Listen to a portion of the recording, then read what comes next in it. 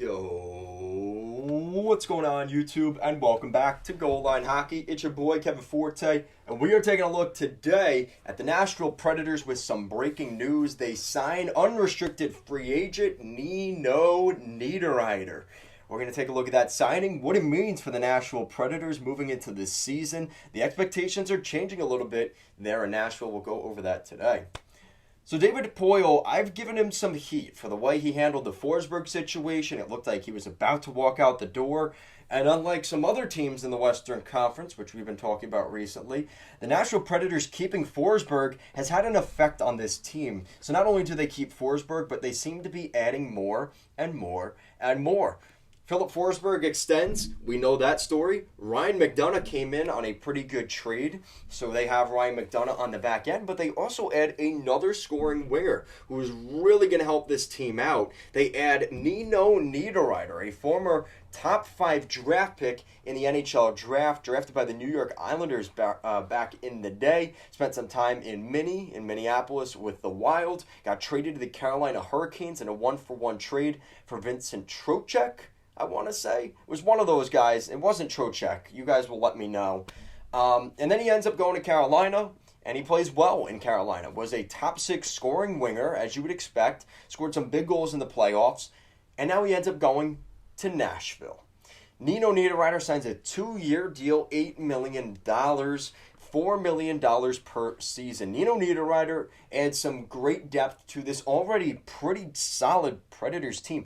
Now here are the top salaries in Nashville up front. You have Philip Forsberg, Matt Duchene, Ryan Johansson, Mikael Granlund, and Nino Niederreiter. So you look at that group right there, that's a pretty solid top 6, right? You have Forsberg, Duchene, and Niederreiter probably. Then you have Johansson, Granlund, and you could argue whether it's Tolvanen or Tomasino on that other 5th or 6th forward in that top 6.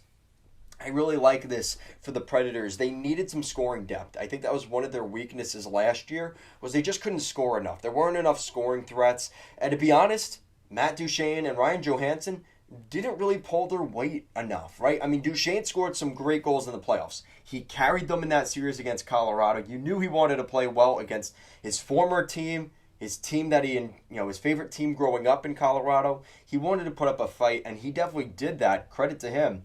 But they need more from him during the regular season, and they need more from really all those guys next year. They need to score goals. The league is scoring more there's more scoring in the league. So this is a huge pickup for them. A great depth addition, right? At $4 million per season, it's kind of a no-brainer here for Nashville. Nashville has had the most cap space in the league going into free agency, and they've utilized that, right? Re-signing Forsberg, bringing in some depth with Niederreiter, and they brought in McDonagh for a pretty fair package, right? They traded him for not that much, so this is a really good offseason for the Nashville Predators. The question is Juice going to be healthy next year? And what's going to be the backup situation, right? Is Askarov going to be a backup next year?